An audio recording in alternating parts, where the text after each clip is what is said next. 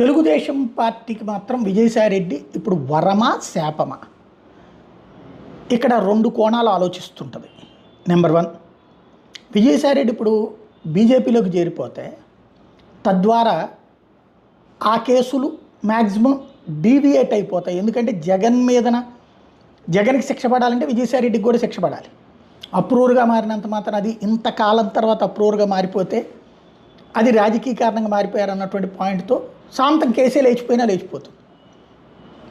తను వైసీపీలో ఉన్నంత వరకు స్టికాన్ అయ్యి అకస్మాత్తుగా బీజేపీలోకి రాగానే మారిందంటే అసలే బీజేపీ ప్రభుత్వం మీద కోర్టుల్లో బాగా వ్యతిరేకత ఉంది, న్యాయస్థానాల్లో.